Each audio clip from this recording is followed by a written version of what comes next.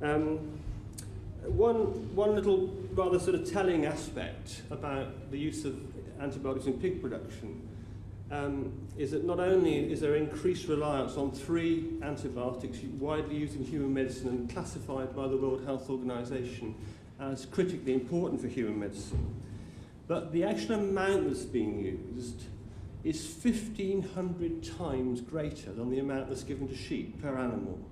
Now, we have a fairly intensive sheep industry, but the big difference between sheep and pigs, of course, is that the sheep are kept outside in relatively natural conditions. And I'd suggest to you that that is something which we should see as a sort of guiding star for the direction in which we should be going in future.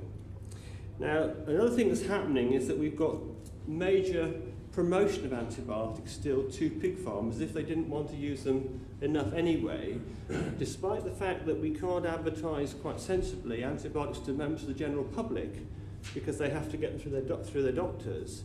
It is still legal in this country, but not in many other European countries, to advertise antibiotics direct to farmers, and I think that's entirely wrong because it puts a pressure on veterinary surgeons to prescribe antibiotics which they may not always in their clinical judgment consider to be the right choice of antibiotic. And it also creates a moral climate within the pig industry where the idea of using antibiotics on a routine basis is acceptable, and if not just acceptable, actually desirable.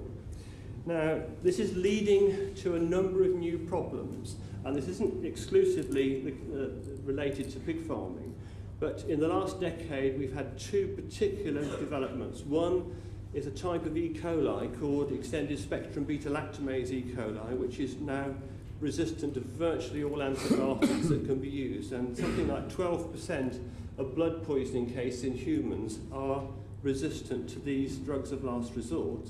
Part of that problem, I'm not suggesting the whole part of that problem, is coming from the use of these drugs in livestock production, particularly in pig production. Another aspect is that while we should be aware that the MRSA problem in hospitals over the last 40 years has not had anything really to do with farming, that situation is about to change.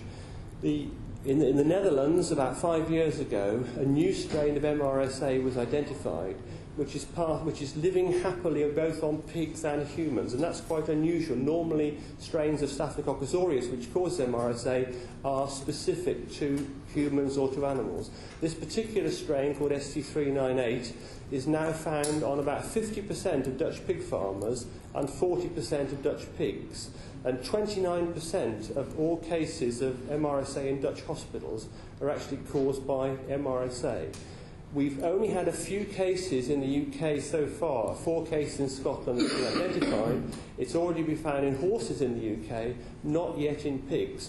But what worries me is that the antibiotics that we're routinely giving to pigs are just those which will actually cause this to spread like wildfire if and when it crosses the channel and gets to this country, as sadly it probably will. Thank you. Thank you very much, Richard.